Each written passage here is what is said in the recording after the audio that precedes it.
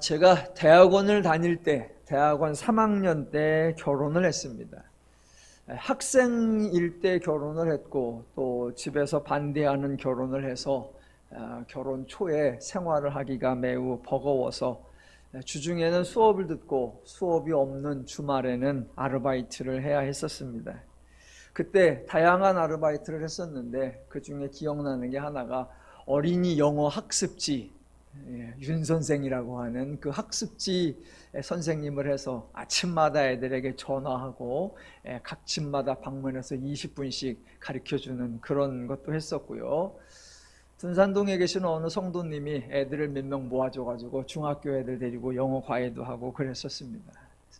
그런 생활을 하는 중에 어느 집을 방문을 했는데 이제 그 학부모와 대화를 하는데 제가 대학원 학생이고 신학대학원을 다니고 있는 전도사다라는 걸 알고 저에게 부탁을 하기를 자기 애들을 성경 과외를 해달라고 했습니다. 그 얘기를 듣고 매우 신기했어요. 그런 얘기를 들어본 적이 없어요. 성경 과외를 한다는 얘기를. 근데 그 학부모님이 그 얘기를 하는 거예요. 다른 과목들은 돈 주고 배우면서 왜 중요한 성경은 따로 가르칠 생각도 안 하고 배울 생각도 안 하느냐. 저에게 아이들 성경을 과외해달라. 신기하면서 이걸 어떻게 해야 되지? 고민을 했었습니다. 결국에는 상황이 맞지 않아가지고 과외를 하지는 않았는데 그 이후로 만약 정말로 누군가 과외를 하게 된다면 아이들에게 성경을 어디서부터 어떻게 가르쳐야 되고 얼마 동안 가르쳐야 되고 고민을 좀 하게 되고 자료를 찾기도 했었습니다. 서점에 가면 성경에 대한 소개, 성경을 안내하는 다양한 책들이 있죠. 어린이용도 있고 불신자를 위한 책들도 있고 말 그대로 개요를 소개하는 체육도 있고 묵직한 신학책도 있습니다. 저는 성경 개론, 성경 개관, 성경 개요 이쪽 분야에 참 관심이 많습니다. 이미 가지고 있는 책들도 많지만 성경 개요니까 단순하고 뻔한 얘기들이에요. 근데 그런 책은 나오기만 하면 계속 사 모읍니다. 어떻게 하면 가장 쉽게, 그러면서 가장 정확하게, 어떻게 가장 의미 있게 설명할 수 있고 전달할 수 있을까 아주 관심이 많습니다. 여러분 같으면 어떻게 하시겠어요? 이제 성경을 가르치다 보면 단계가 있겠죠. 가장 기초적인 단계는 말 그대로 성경에 나타난 사건들, 성경에 나오는 중요한 이야기들을 알려주는 거지요. 그래서 개요서들을 보면 대부분 창조, 선악과, 노아 홍수, 그 다음에 아브라함, 그 다음에 모세 출애굽, 그 다음 사사들 중에 특별히 삼손, 그 다음에 사무엘, 그 다음에 다윗과 솔로몬의 성전, 그리고 이제 다니엘, 이런 식으로 큰 사건들이 소개되고 있습니다. 그 단계에서는 성경을 이해하는데 무슨 어려움이 있거나 성경을 오해하거나 성경을 왜곡하는 그런 문제는 발생하지 않습니다. 말 그대로 성경에 대한 단순한 정보를 주고받을 뿐입니다. 두 번째 단계로 가면 본문을 강조합니다. 기본적인 사건들은 이미 알고 있으니까 그 사건들을 성경에 어떻게 기록해 놓았는가, 성경은 무엇이라고 표현했는가, 그 성경 구절을 직접 읽어가면서 그 사건에 대한 의미나 그 사건의 중요성을 강조하지요. 그런데 바로 이 2단계에서부터 아주 심각한 문제가 발생할 수도 있습니다.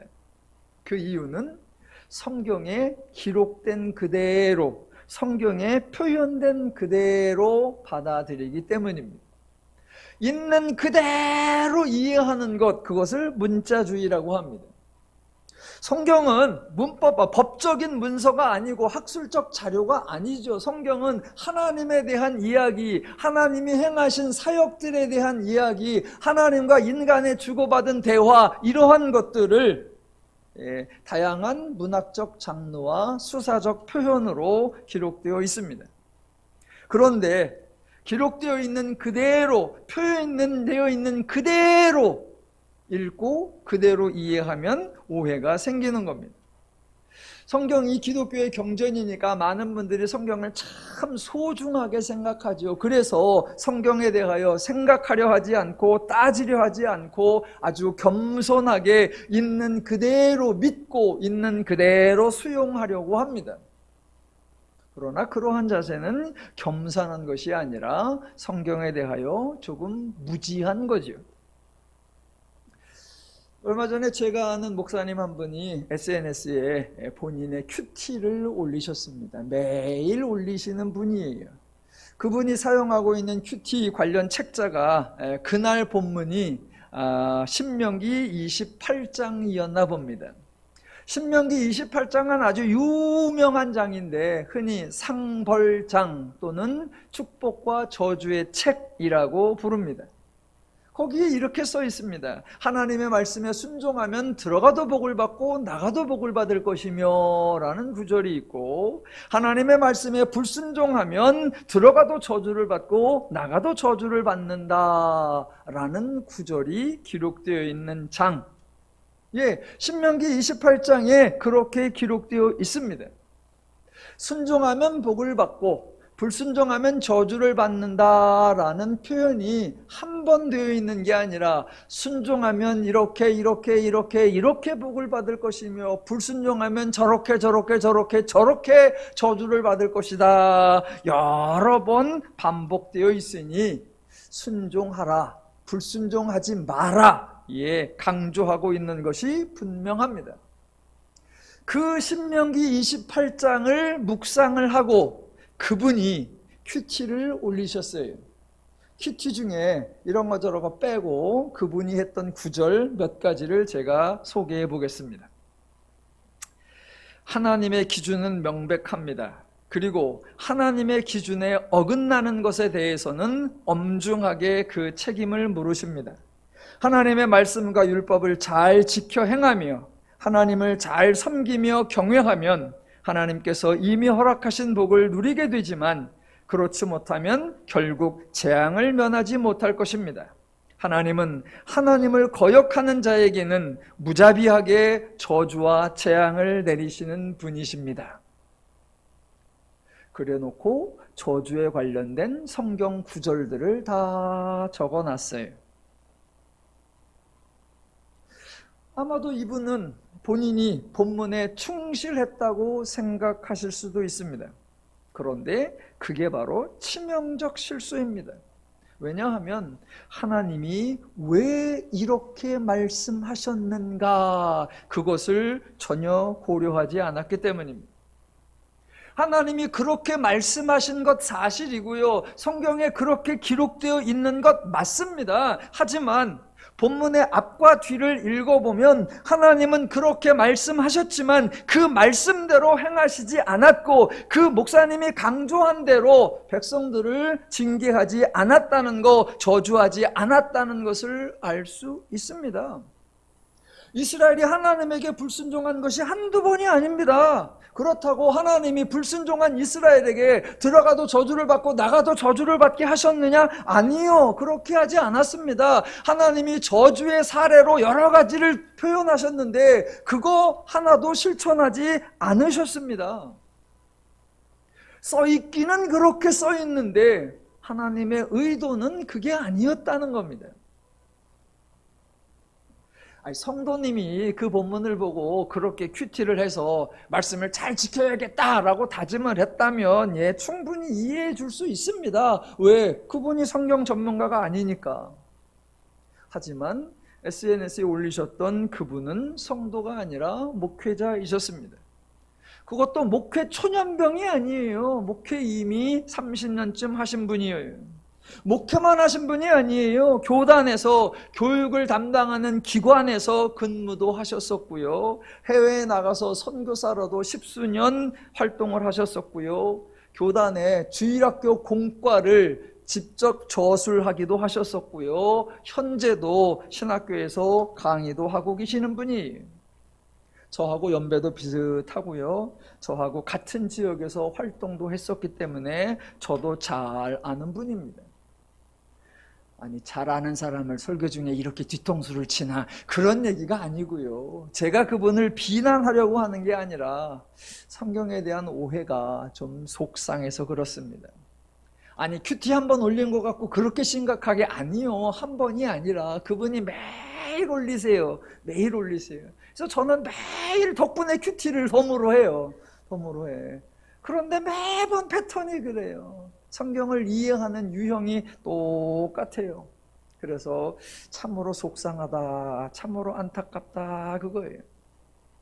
일반인들이 성경에 대해 문제를 제기할 때 가장 자주 등장하는 방식, 가장 반복하는 패턴이 그거잖아요. 성경에 이렇게 기록되어 있잖아요. 하나님이 그렇게 말씀하셨었잖아요.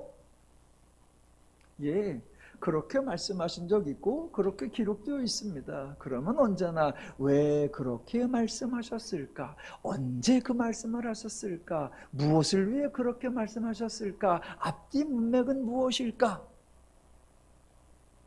저희가 비난할 것이 아니라, 속상하만 할 것이 아니라 성경을 잘 풀어야 되겠죠. 그래서 저희가 하는 게 성경을 알아가는 3단계의 본문을 해석하자. 그게 이제 성경의 초점, 성경 공부도 이게 하고 오늘 주일 설교이기도 합니다. 자, 성경에서 하나님이 다양한 사역을 행하셨습니다. 하지만 하나님의 관심, 하나님의 중심, 하나님의 핵심은 그 사건 자체가 아니다라고 했습니다. 성경을 이해할 때 첫 단계가 뭐라고요? 성경의 사건들, 성경의 중요한 이벤트들, 그거를 이해하는 거예요. 그러다 보니 그 사건이 정말 중요하다라고 생각을 해요. 아니요, 아니요. 하나님은 그 사건 자체가 아니에요. 물론 하나님이 쓸데없는 일을 하셨다는 건 아닙니다. 분명히 필요한 사역이었습니다. 그럼에도 불구하고 그 사건 자체가 중요한 것이 아니에요. 저는 출애굽 사건을 볼 때마다 참 재미있습니다. 기독교에서 출애굽 사건 참으로 많은 의미와 가치를 부여하는 사건인데, 출애굽 사건 해석을 잘 해야 돼요. 저는 재미있어요. 1장에 보니까 애굽과 바로가 이스라엘 백성들에게 노역을 시켜서 백성들이 힘들어했다라고 하고, 2장에 보니까 자녀가 출생하면 죽이라라고 해서 정말로 백성들을 힘들게 했습니다.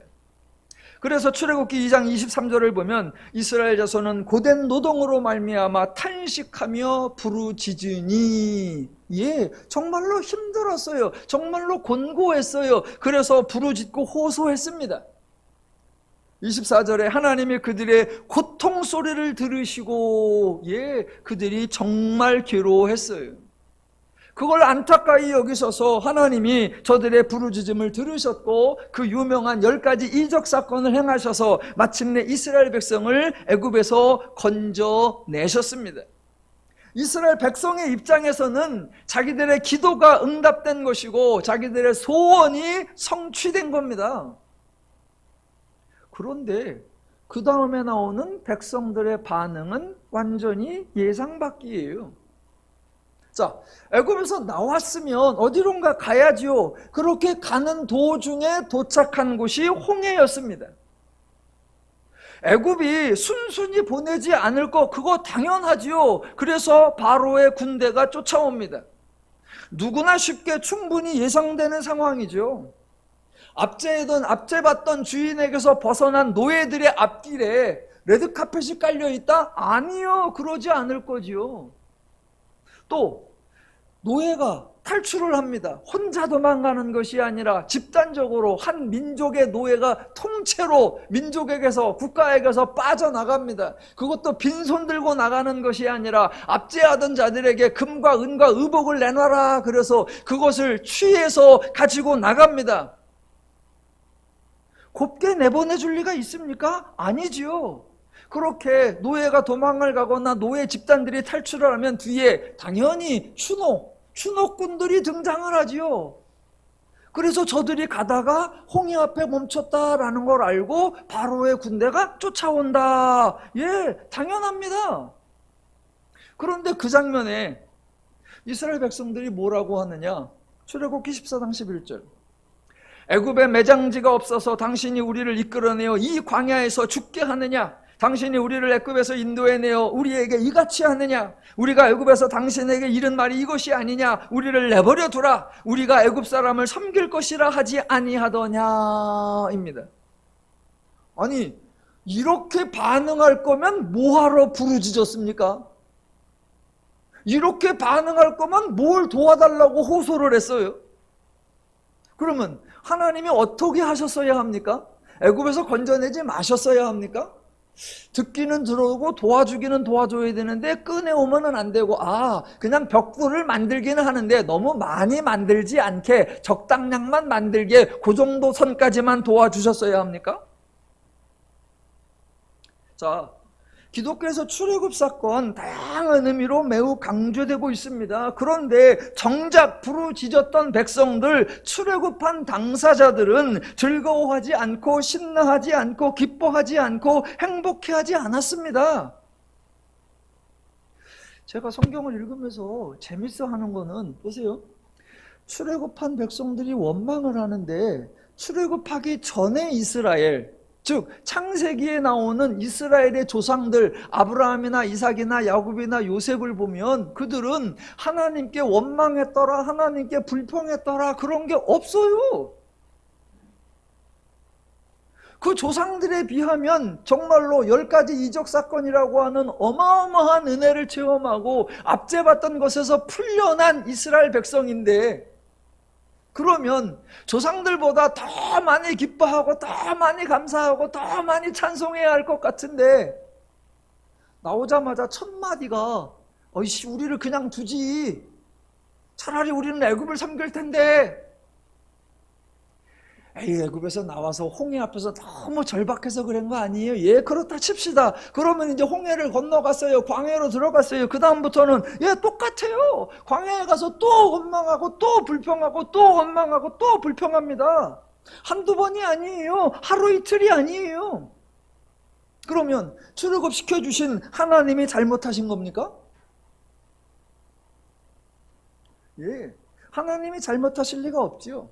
이스라엘이 문제의 본질을 잘못 이해했고, 하나님이 행하신 사건, 출애굽 사건의 의미에 대해서도 잘못 이해했죠.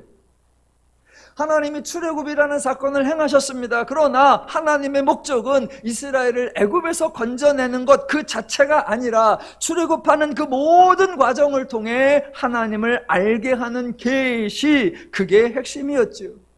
당연히 오늘날 기독교에서 하나님이 출애굽 사건을 행하셨다라고 그 사건 자체만 강조할 것이 아니라 그 과정에 담겨있는 하나님의 성품, 하나님의 마음, 하나님의 기준, 하나님의 원리, 하나님의 가치, 하나님의 방식, 하나님의 능력, 그 하나님의 인간을 대하시는 사랑, 그것을 설명하고 그것을 강조해야 하지요.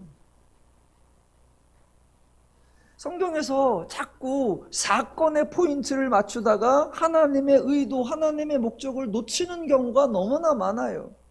자, 출애굽 사건, 또 하나의 대표적 사건이, 성주 중요한 사건, 다윗과 솔로몬이 성전을 지은 사건일 겁니다. 기독교에서 아주 소중하게 칭송하는 사건, 하나님의 집을 지어드린 다윗을 신실한 신앙인으로 추앙하는 그 사건입니다. 한때 많은 교회들이 다윗과 솔로몬을 본받아 하나님의 성전, 예배당을 건축하는 일에 집중하고 몰두하기도 했었습니다. 그런데 여러분, 성경을 잘 보시면 정작 이스라엘은 여호와의 성전이 지어진 후에 태평성대를 누린 것이 아니었고 국태민안을 누린 것이 아니었습니다. 조그마한 나라가 드디어 성전을 세우고 그 나라가 부국강성하여 창대하였더라가 아니라 성전 지은 이후부터 그 나라는 패망의 길로 들어섰습니다. 나라가 분열되었고 결국은 망했습니다. 백성이 지어진 성전의 혜택을 본 것이 하나도 없습니다. 성전이 지어진 이후에 성전이 중요한 역할을 한 적이 있습니다. 딱 한 가지 경우에 주변 나라들이 쳐들어왔을 때 갖다 조공을 바쳐야 되는데 조공을 구하러 어디로 가냐? 성전으로 가. 성전 곳간에 가서 성전 창고에 가서 거기 모은 은금을 가져다가 이방 나라 왕에게, 이방 장수에게 바쳤더라. 또 다른 적군이 쳐들어오니까 성전에 가서 기둥에서 금을 긁어다가 조공으로 바쳤더라. 예. 그게 유일한 성전의 역할이었고 그게 성전의 유일한 기능이었어요. 다윗이 성전 짓겠다고 하는 것을 허락하신 하나님이 잘못하신 겁니까? 아니죠. 오늘날도 과도한 의무부여, 과도한 성전에 대한 가치부여가 잘못된 겁니다. 그렇다면 하나님이 솔로몬 성전의 그 과거를 모르시고 포로 귀환 위에 하나님이 먼저 나서서 성전을 재건하라고 하셨을까요? 성경에 에스라서, 학개서, 스가랴서 여기에 제2성전 이야기가 나오죠. 예, 제2성전 이번에는 훨씬 더 참담합니다. 명색이 하나님이 예언하신 것을 하나님이 직접 성취하시려고 하나님이 진두지휘하셨는데 제2성전의 규모가 다윗이 지은 것에 비하면 형편이 없습니다. 또 이번에는 하나님이 진두지휘해서 제2성전을 지었는데 그렇게 성전이 지어졌음에도 불구하고 이번에도 성도들의 삶에는 아무것도 달라진 것이 없습니다. 성전이 재건되었다 그 이야기는 성경책 4권을 통해서 자세하게 기록되어 있는데 성전이 재건된 이후에 대해서는 이야기가 없습니다. 사람들이 제2성전에 가서 뭐 했대요? 제2성전을 통해서 어떤 일이 있었죠? 성경에 제2성전의 역할에 대해서 하나도 기록이 없어요. 그러면 하나님이 쓸데없는 일을 하신 겁니까? 아니죠. 하나님은 성전을 재건하는 일 그 자체에 초점을 맞춘 것이 아니라 성전을 재건하는 과정을 통해 백성들로 하여금 다시 하나님을 알게 하고 다시 하나님을 확인하게 하려는 것, 즉 하나님을 계시하는 것, 그게 하나님의 목적이었습니다. 성벽도 마찬가지죠. 느헤미야 6장에 의하면 성벽 공사가 시작된 지 52일 만에 완공되었다라고 합니다. 지난번 본 6장 15절에 그렇게 기록되어 있습니다. 이것은 성벽 공사는 성전 재건보다 더욱 하나님의 주도하에 이루어진 사건입니다. 어느 누구도 성벽에 대하여 일체의 관심을 두지 않을 때 하나님이 이 사람 저 사람을 감동시키고 반대자들의 꾀를 패하시면서 기어코 성취하신 거예요. 그래서 52일 만에 예루살렘 성벽이 중수되었어요. 그래서요? 여러분, 스토리만 생각하면 너무 허전합니다. 자, 오늘 본문 7장 1절에 성벽이 건축되매라고 나오고요. 이제 8장, 9장, 10장, 11장에 다른 이야기가 조금 포함되어 있다가 느헤미야 12장 27절에 가보면 이런 구절이 있습니다.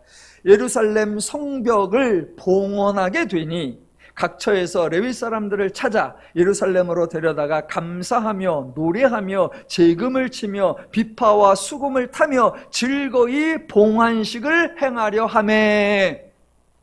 예, 드디어 예루살렘 성벽을 공사를 마쳤고 봉헌식까지 다 했습니다. 그 다음엔요?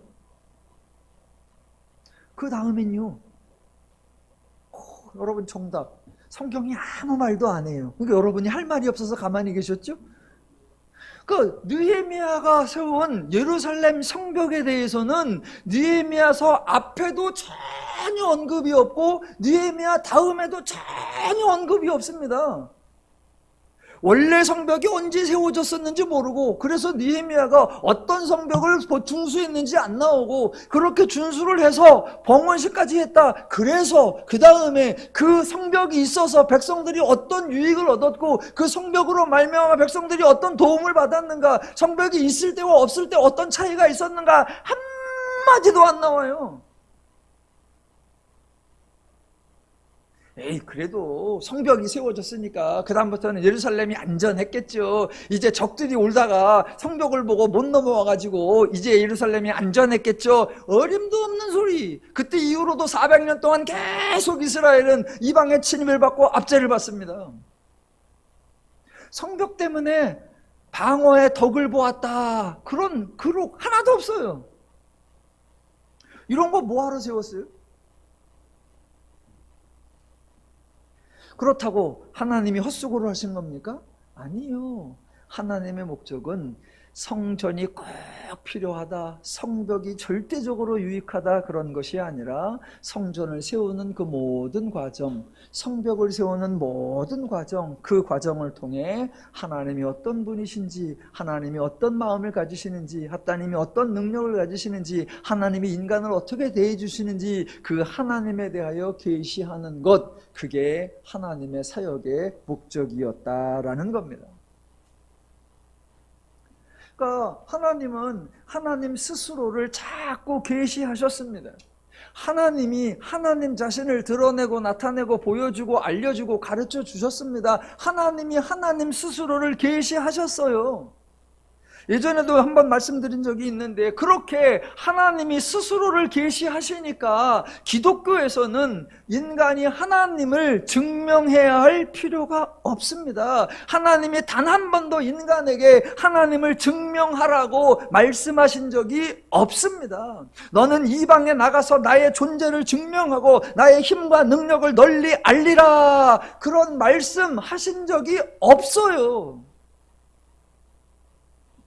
자, 신과 관련해서, 하나님이든 우상신이든 신과 관련해서 불신자들이나 타종교에서 엉뚱하게 행하는 행동이 뭐냐? 구도.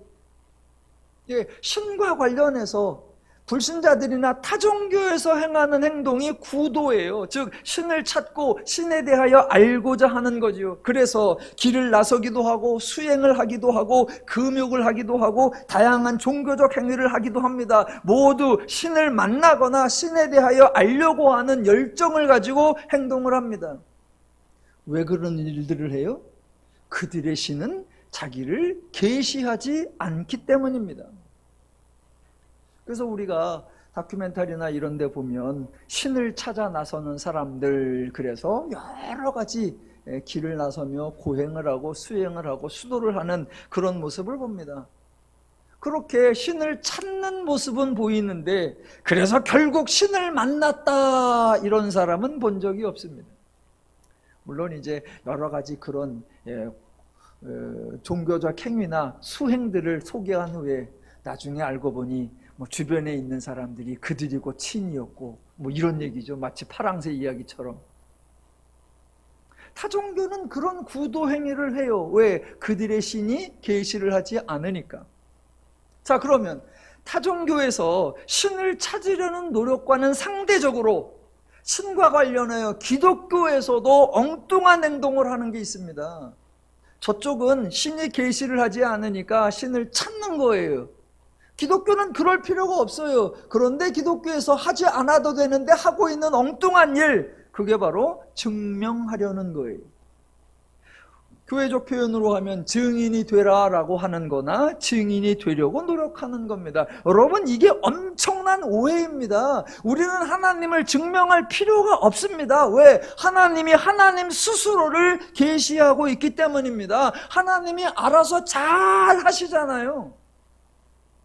아니, 우리 하나님이 꼭꼭 숨어있고 하나님은 잠수타고 하나님은 침묵하고 계십니까? 그래서 우리가 하나님을 드러내고 나타내고 증명해야 합니까? 아니요. 또는 하나님에 대한 열정과 충성이 과도해서 하나님을 널리 알리기 위해 하나님을 증명하려고 심혈을 기울인 적도 있었죠. 중세에 기독교가 세상을 장악하고 있을 때 신이 존재한다는 것을 논리적으로 증명하려고 시도했었습니다. 그래서 아무도 신이 없다고 부정하지 못하게, 신을 의심하지 못하게, 그래서 중세 로만 카톨릭이 세상을 장악하고 지배하는 것이 정당하다고 주장하려고 한 시도들이 있었죠. 그래서 그렇게 신을 증명하려고 했던 그런 노력, 신학적 용어로 신존재 증명이라고 하죠. 여러분, 이게 코미디예요, 코미디. 신존재 증명. 뭐 토마스 아퀴나스나 안셀무스라고 하는 사람이 주장했다고 하는데 한 5가지 되죠. 의미론적 증명, 목적론적 증명, 원인론적 증명, 도덕론적 증명, 존재론적 증명이라고 합니다.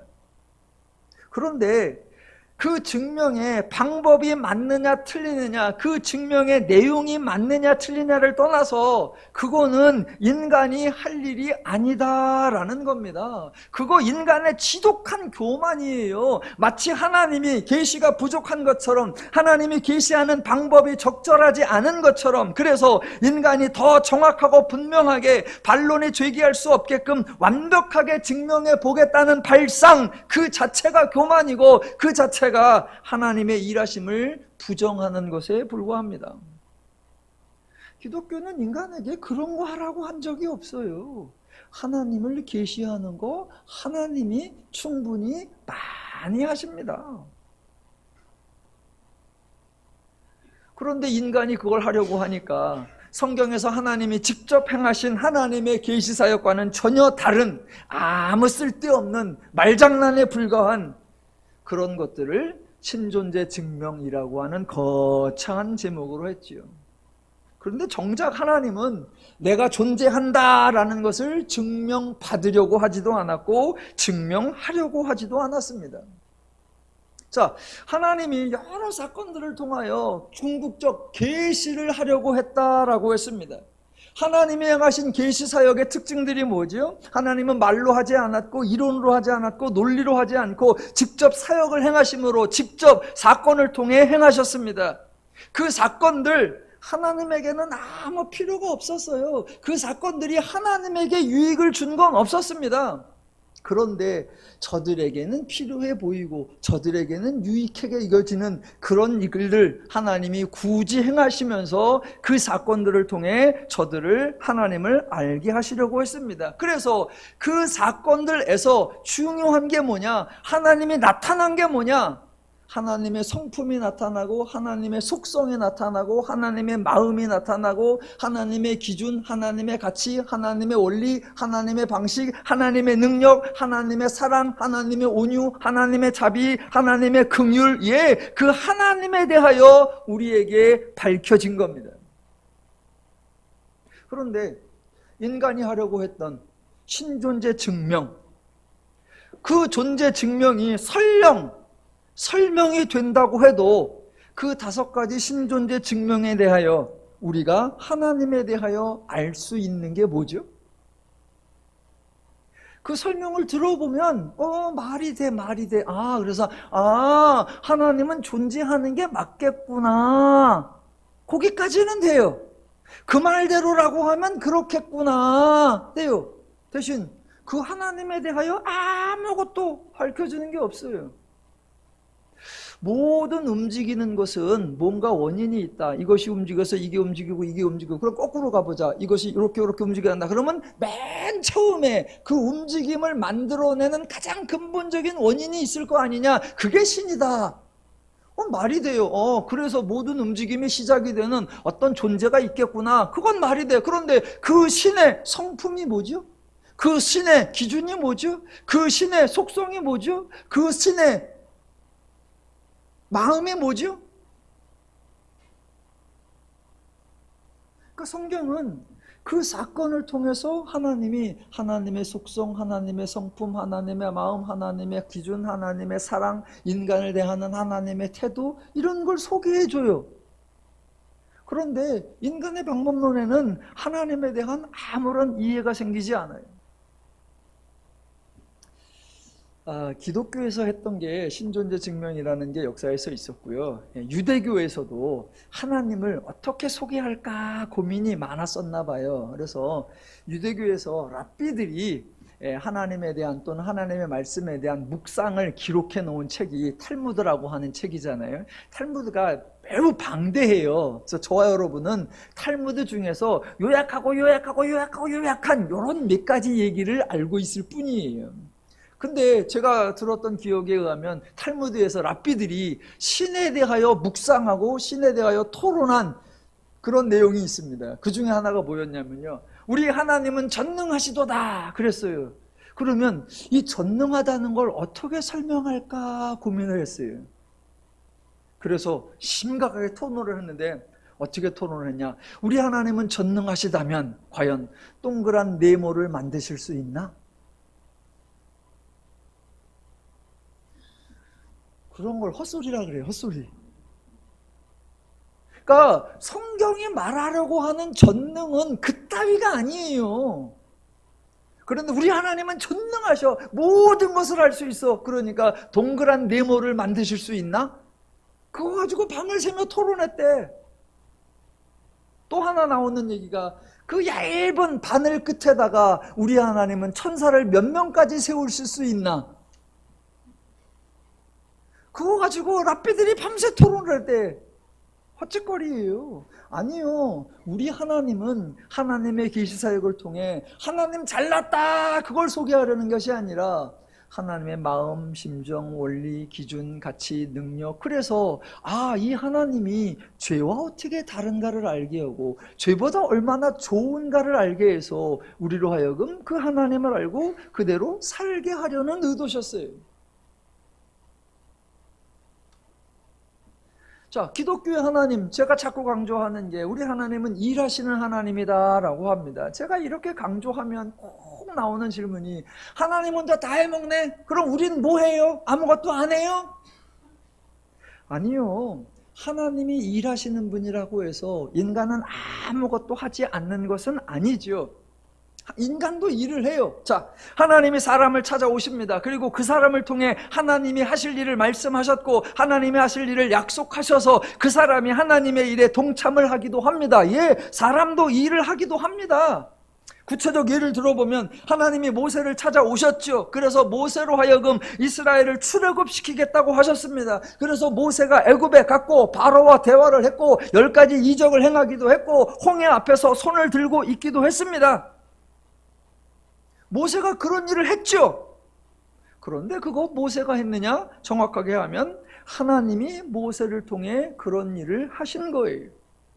그러니까 출애굽하는 거 그게 모세의 사명이 아니고 모세의 책임이 아닙니다. 모세가 그 일로 인하여 부담감 느낄 필요가 없고 짐스러워할 필요도 없습니다. 좀 심하게 얘기하면 모세가 딱 들어봐. 하나님이 나타나니까 보면 돼요. 나타났는데 보기 싫어. 그럼 안 보면 되죠. 하나님이 말씀을 하셔. 예, 듣기 싫으면 안 들으면 됩니다. 하나님 말씀하시니까 들어볼까? 들어봤어. 들어보니까 자기 보러 애굽으로 가래. 가고 싶으면 가고 안 가고 싶으면 안 가도 됩니다. 하나님이 가라고 막 강요한 거 아니에요. 갈까 했는데 어머 바로를 만날까 했더니 백성을 데리고 나오래. 야, 이건 아닌 것 같다. 난 안 갈래요. 버틸 수 있습니다. 예, 그러면 됩니다. 그러면 또 누가 나서요? 하나님이. 그래서 하나님이 모세를 설득을 하든 모세를 부탁을 하든 모세를 감동시키든 결국 그 일을 할 수 있게 하나님이 하시죠. 그러니까 하나님이 하시는 일에 인간이 동원이 돼서 같이 일을 합니다. 그렇다고 그 일이 인간의 일이냐? 아니요. 절대적으로 하나님의 일입니다. 마찬가지로 느헤미야도 보세요. 하나님이 바사의 술관원이었던 느헤미야를 찾아오셨고 예루살렘 성벽을 세울 마음을 주셨습니다. 예, 그 마음을 주시면 느헤미야가 하는 거예요. 혹시 느헤미야가 어느 날 졸지에 그 마음이 들었어. 야, 예루살렘 성벽 다 무너졌다니 안쓰럽다, 참 답답하다, 속상하다 그랬는데 예루살렘 성벽을 세울까 들었는데 야, 나 같은 술관원 따위가 그걸 어떻게 하냐라고 포기해. 예, 안 하면 됩니다.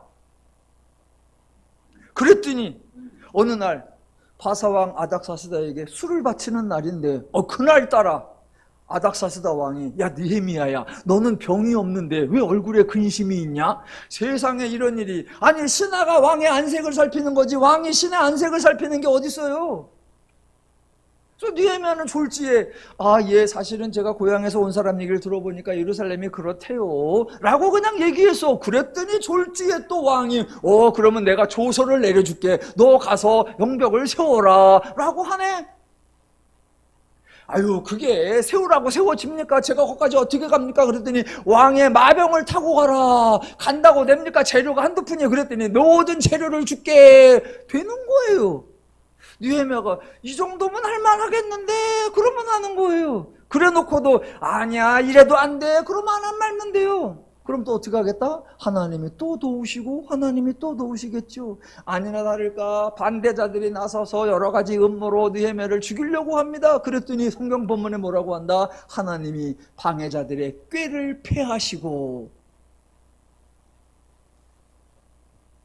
예, 하나님의 일 누가 하시는 거다? 하나님이요.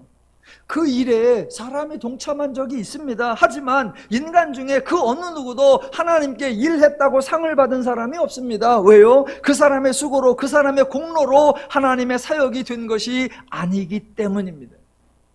여러분, 기독교는 일을 강조하는 종교가 아니에요. 기독교는 상 받자, 면류관 받자 이걸 강조하는 종교가 아니에요. 기독교는 저주받는다, 징계받는다 이거 협박하는 종교가 아니에요. 기독교에서 하나님과 인간의 관계는 인간의 행동에 근거하여 하나님에게 상이나 벌을 받는 그런 관계가 아닙니다. 오직 하나님의 사랑에 근거하여 은혜를 받는 관계, 바로 그겁니다. 그러니까 저와 여러분이 성경에 나오는 어떤 사람을 보고 야 나도 모세 같은 사람이 되리라, 나도 에스라 같은 사람이 되리라, 나도 다니엘 같은 사람이 되리라, 나도 느헤미야 같은 사람이 되리라 그렇게 할 필요가 없습니다. 하나님이 마음 놓고 쓰시도록 준비해야겠다 그럴 이유도 없습니다.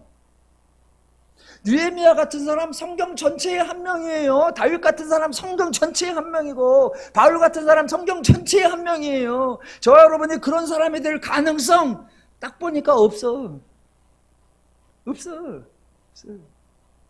그런 사람이 되려고 마음 먹지도 마십시오.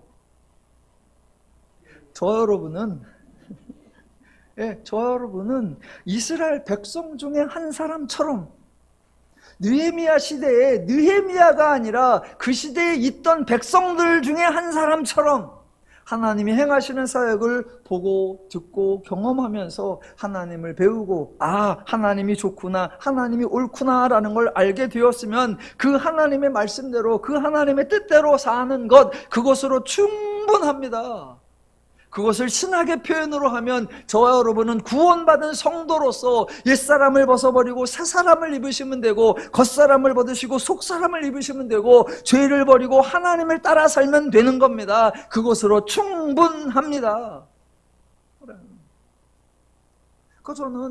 저도 하나님 앞에 이런 사역을 해야 되겠다 저런 사역을 해야겠다 그런 사역에 대한 계획을 세울 마음이 거의 없습니다. 마찬가지로 여러분을 이런 사역으로 끌고 가고 저런 사역에 동참하게 할 그럴 생각도 별로 없어요. 저나 여러분이나 이스라엘 시대에 출애굽 시대라고 하면 모세가 되자 아니요 아론이 되자 아니요 그저 그냥 백성처럼 살면 돼요. 그 백성 중에 한 사람으로서 아 만나가 내려오는구나 따박따박 잘 먹고 살면 되는 거예요. 그러니까 기독교 신앙과 관련하여 교회 생활과 관련하여 제발 무엇을 할까? 즉 무슨 사역을 할까? 그거 고민하지 마시기 바랍니다. 어떤 종교적 활동, 어떤 종교 행위에 참여할까? 그거 고민하지 마십시오. 대신 저와 여러분이 꼭 기억해야 하는 거, 생활하는 모든 순간, 성경적 표현으로 하면 항상 여러분이 생활하는 모든 일들, 성경적 표현으로 하면 범사에, 즉 항상 범사에 이게 죄의 원리인가 하나님의 원리인가, 이게 죄의 방식인가 하나님의 방식인가, 이게 죄의 마음인가 하나님의 마음인가, 이게 죄의 기준인가 하나님의 기준인가, 그거를 고민하시고 그거를 묵상하시면 되는 거예요. 그러면서 기억하시는 거예요. 이게 죄의 원리라면, 내가 죄의 원리를 따라간다면 죄의 결과를 당하며 살 것이고, 이게 하나님의 원리라면 내가 하나님의 원리대로 행한다면 하나님의 결과, 하나님의 열매를 누리게 될 것이다. 항상 범사에 이게 죄의 원리인가 하나님의 원리인가, 죄의 마음인가 하나님의 마음인가, 죄의 방식인가 하나님의 방식인가. 그러면 계속 성경을 통해 하나님을 통해 배운 대로 하나님이 오르실 거야, 하나님이 맞으실 거야, 하나님의 뜻대로 사는 게 내 삶의 자유와 평안과 행복이 넘칠 거야. 그걸 기억하시고 그걸 아시고 그대로 사시면 되는 거예요. 그것으로 충분합니다.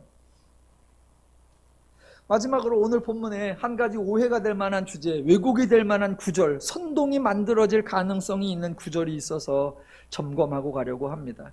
1절과 2절 읽어보면 성벽이 건축됨에 문짝을 달고 문지기와 노래하는 자들과 르윗 사람들을 세운 후에 내 아우 하나니와 영문에 관한 하나냐가 함께 예루살렘을 다스리게 하였는데 하나냐는 충성스러운 사람이요 하나님을 경외함이 무리 중에서 뛰어난 자라. 전부 다 또 밑줄 어디다 치겠어요? 충성스러운 사람, 뛰어난 자. 그래서 제가 오늘 설교 제목을 뛰어난 자라. 이런 사람이 되자가 아니라 이런 유혹에 빠지지 말자. 그러니까 하나님이 사람을 부르고 사람을 선택하고 사람을 세우는 목적하고 사람이 사람을 부르고 세우고 선택하는 목적이 완전히 다릅니다. 하나님이 사람을 부르고 세우고 선택하는 목적이 뭐예요? 그 사람을 이용하려는 거 아니에요. 그 사람을 써먹으려는 거 아니에요. 그 사람을 통해서 뭔가를 완성해내려는 거 아니에요. 그 사람 덕을 보려는 거 아니에요. 그 사람 시켜놓고 하나님은 편하려는 거 아니에요. 하나님이 그 사람을 부르고 선택하고 세우는 이유, 하나님이 수고해서 그 사람으로 하여금 하나님을 보고 듣고 배우고 경험하여 알게 하는 것, 그래서 그 사람이 행복하게 하는 것, 그게 하나님의 목적입니다.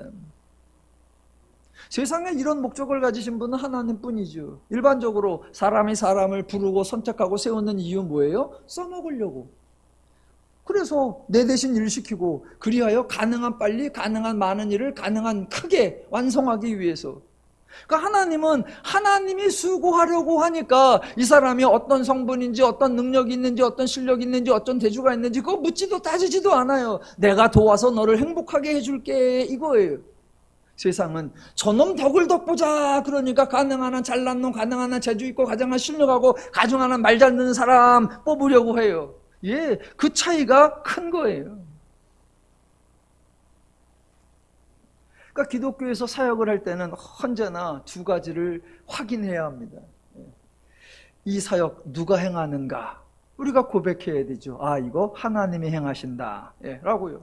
그러면 이 사역의 목적인가? 아, 이거 하나님을 계시하는 거다. 예. 그러면 당연히 하나님의 방법, 하나님의 원리, 하나님의 목적, 하나님의 뜻으로 가야죠. 혹시 교회에서 어떤 일을 계획하고 교회에서 어떤 사역을 행할 수 있죠. 그럴 때 이제 교회에서도 두 가지를 점검해야 합니다. 자, 이거 누가 해야 되는 거야? 아니, 당연히 사람이 해야지. 아, 사람이 하는 거구나. 아, 이 사역을 왜 하는가? 아니, 교회가 부흥되게 해야 되고 성도 단독을 해야 되고 성도 유지해야지. 아, 계시가 아니구나. 그러면 그거는 교회 활동일 수는 있습니다. 그러나 그건 하나님의 사역은 아니죠. 하나님의 사역은 누가 하시는 거다? 하나님이 하시는 거고 그 사역의 결론은 뭐다? 성도들로 하여금 그 사역에 참여하는 사람들로 하여금 하나님을 더 많이 하나님이 더 풍성하게 알게 하는 거지. 그래서 보세요. 성벽을 재건하는 것이 목적이 아니라 하나님을 알게 하는 것이 목적이었기 때문에 하나님이 느헤미야를 선택해서 하나님의 사역에 참여할 수 있게 되었죠. 그게 아니라면 만약 하나님의 목적이 성벽을 보수하는 거였다면 여러분 성벽에 술관원이 무슨 의미가 있어요? 회식 담당인가? 아니 성벽을 중수하려면 토목 전문가여야지요. 정치 전문가여야 되고 그래야 사람을 동원하고 그래야 기술자가 오고. 아니 성벽을 쌓는 일에 술관원이 그것도 예루살렘에 있지도 않고 저 먼 곳 바사에 있는 사람이.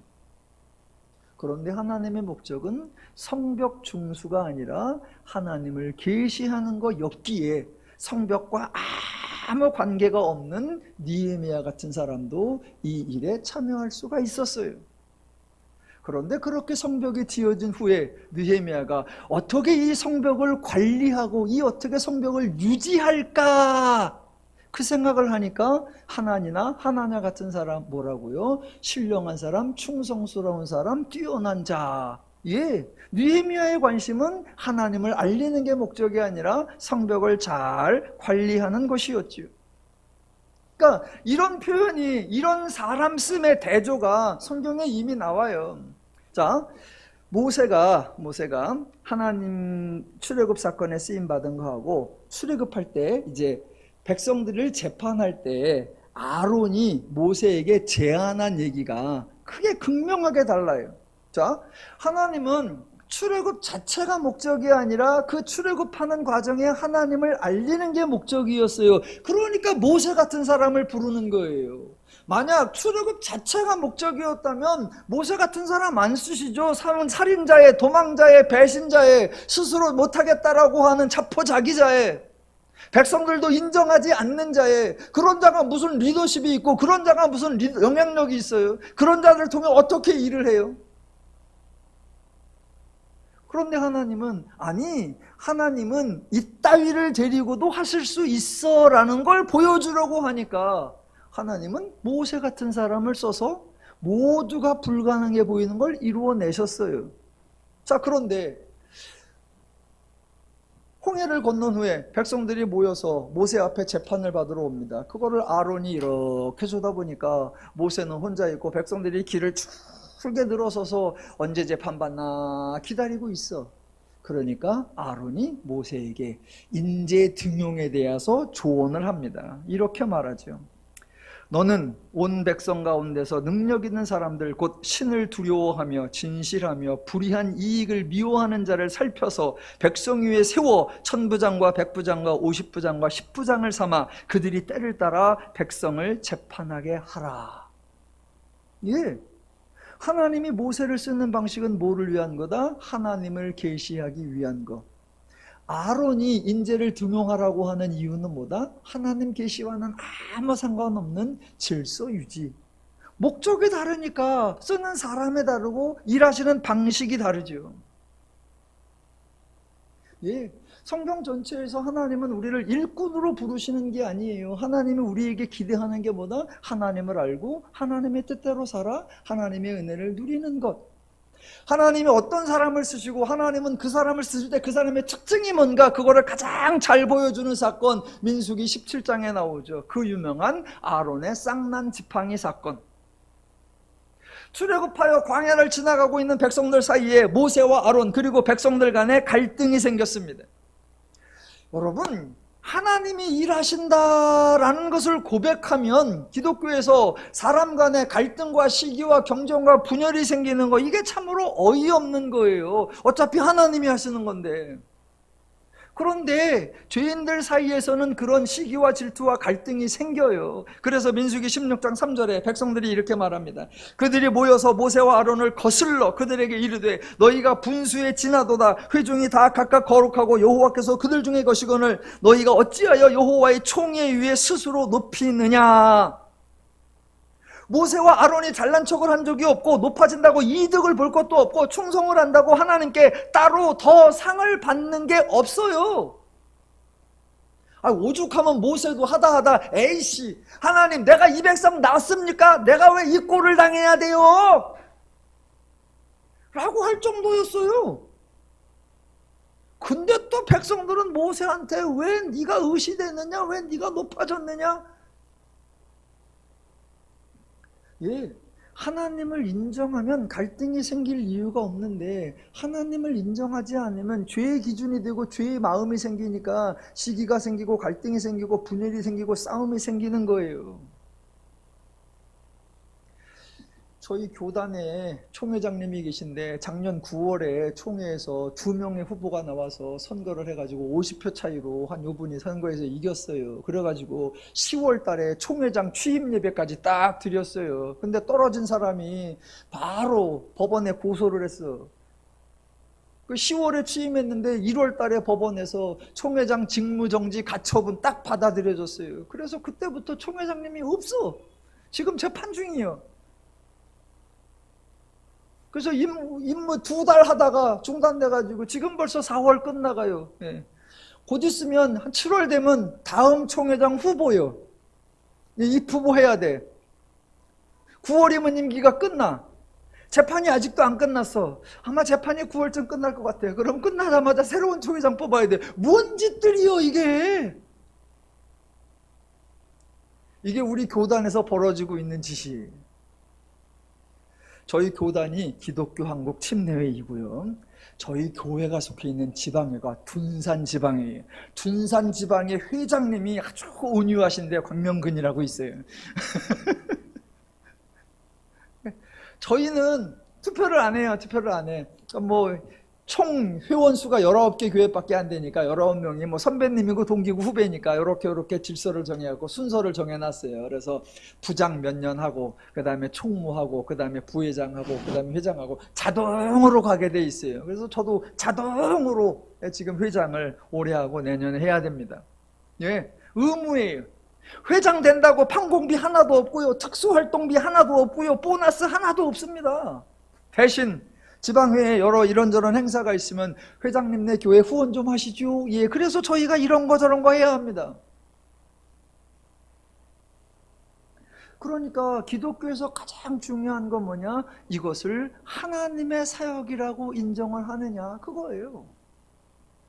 하나님이 모세와 아론에게 백성들과 차별되는 특혜 주신 거 없습니다. 백성들은 만나를 먹을 때 모세와 아론은 스테이크 먹은 거 아닙니다. 백성들은 꾸정물 마시고 모세와 아론은 생수 마신 거 아닙니다. 백성들은 가나안에서 겨우 땅 몇 평 받을 때 모세와 아론은 대저택을 받은 거 아닙니다. 백성들 입장에서 시기하고 질투할 이유 전혀 없습니다. 당연히 모세와 아론도 교만하거나 가오잡을 이유가 전혀 없습니다. 그런데 죄의 마음이 들어가면 그 중에서 분열이 생기고 시기가 나고 갈등이 생기고 싸움이 생겨요. 그렇게 생겼어요. 그때 하나님이 해결하신 방법, 쌍난 지팡이 사건. 모세도 기억해야 하고 아론도 기억하고 백성도 기억해야 하고 오늘날 모든 하나님의 사역에 참여하는 성도들이 다 기억해야 할 하나님의 원리, 하나님의 방식. 하나님이 각 지파에게 지팡이 하나를 가져오라라고 했습니다. 방법이 하나님이 지팡이를 나눠주고 내일 아침까지 싹을 내오는 자를, 그 지파를 하나님이 쓴다가 아니에요. 그들의 능력 테스트, 그들의 자격 테스트, 그들의 실력 테스트 아닙니다. 그냥 지팡이를 갖고 와, 지팡이를 갖고 와. 다 갖고 와놓고 그 다음날 하나님이 싹을 나게 하는 지팡이, 그 지팡이가 속한 지파가 하나님의 지파다라고 하는 거예요. 자, 그랬더니 그 다음날 아침에 보니까 아론의 지팡이에서 싹이 났어요. 여러분, 아론의 지팡이의 특징, 하나님이 왜 아론의 지팡이에서 싹을 나게 했을까? 하나님이 왜 아론을 쓰실까? 없습니다. 인간의 근거, 인간의 자격, 인간의 수준 한마디도 없습니다. 그저 하나님이 하신다. 그래서 우리 누림교회에 명언이 나오는 거예요. 하나님은 누구를 쓰신다? 아무나. 하나님이 왜 그 사람을 쓰셨다? 그냥 진리입니다. 진리. 그걸 인정하면 이해와 배려와 수용과 용납, 그러니까 당연히 화해와 온유가 가능해지는 거고, 그걸 인정하지 않고 뭔 소리요, 내가 하면 달라, 뭔 소리요, 제가 하니까 저렇지, 그 순간 시기와 질투와 분쟁과 다툼. 저와 여러분은 자꾸 하나님을 배우고 하나님의 마음을 배우고 하나님의 원리를 배우고 하나님의 심정을 배우는 거예요. 세상은 뛰어난 자 글을 씁니다. 저와 여러분은 뛰어난 자에 속하는 자들이 아니라 은혜 받으신 자들, 하나님의 마음을 가지신 자들인 줄로 믿습니다. 하나님의 은혜 받은 자들로서, 하나님의 마음과 심정을 가진 자들로서 하나님이 우리를 대한 것처럼 서로를 대할 때 우리가 화목하고 우리가 자유하고 우리가 평안하고 우리가 행복해요. 저는 더누림교회가 너무 좋고요, 더누림 성도님들이 너무 좋아요. 여러분, 제가 하는 게 여러분 마음에 다 들을 리가 있습니까? 제가 하는 설교가 여러분에게 다 동의할 일이 있겠습니까? 어떨 때는 좀 불편하기도 하고 어떨 때는 제가 하는 게 마음에 안 들 수도 있죠. 그런데 단 한 번도 저에게 시비를 걸지 않으세요. 여러분은 그저 저에게 잘한다 잘한다 잘한다, 아이고 고마워라, 너무 감사해요. 그래서 저도 성도님들에게 불만이 없어, 아쉬움이 없어요, 서운함이 없어요. 감사합니다. 고맙습니다. 더누림교회에서 앞으로도 계속 하나님의 행복을 누려가시기를 주님의 이름으로 축원합니다. 기도하겠습니다.